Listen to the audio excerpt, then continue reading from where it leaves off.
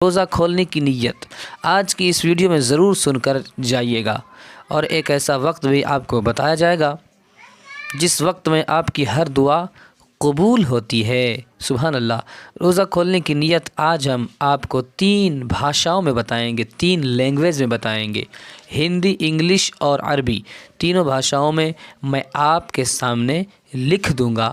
جن بھائیوں بہنوں کو روزہ کھولنے کی نیت نہیں آتی ہے تو وہ اس ویڈیو کے ذریعے روزہ کھولنے کی نیت ہمارے ساتھ پڑھ سکتے ہیں۔ رمضان کا یہ مہینہ برکتوں اور رحمتوں والا مہینہ ہے۔ رمضان کا پہلا عشرہ رحمت کا ہوتا ہے، دوسرا عشرہ مغفرت کا ہوتا ہے، اور تیسرا عشرہ جہنم کی آگ سے آزادی کا ہوتا ہے۔ روزہ کھولنے کی نیت ہمیں اس وقت پڑھنا ہوتا ہے جب ہم مغرب کے وقت دسترخوان پر بیٹھتے ہیں اور اذان کا انتظار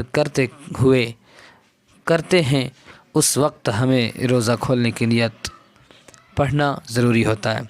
سب سے پہلے ہم جان لیتے ہیں روزہ کھولنے کی نیت، پھر ہم آپ کو ایک اور وقت بتائیں گے، ایک اور فضیلت بتائیں گے جس وقت آپ کی ہر دعا قبول ہوگی۔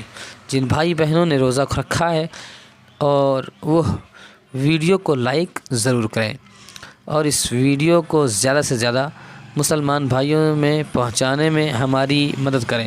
روزہ کھولنے کی نیت یہ ہے، بسم اللہ الرحمن الرحیم، اللہم انی لک صمت بک آمنت علیک توکلت علی رزقک افطرت۔ روزہ کھولنے کی نیت کا ترجمہ ضرور سنیں۔ اے اللہ، بے شک میں نے تیرے لیے روزہ رکھا اور تجھ پر ایمان لایا اور تجھ پر بھروسہ کیا اور تیرے ہی رزق سے روزہ افطار کیا۔ پیارے دوستو، آپ نے روزہ کھولنے کی نیت پڑھ لی، اس کے ذریعے آپ اپنے روزے کو کھول سکتے ہیں، اور اگر آپ نہیں پڑھ سکتے تو آپ میرے ساتھ دہرا لیجئے، آپ کا روزہ ہو جائے گا۔ رمضان میں ایک ایسا وقت ہے جس وقت آپ کی ہر دعا قبول ہوتی ہے۔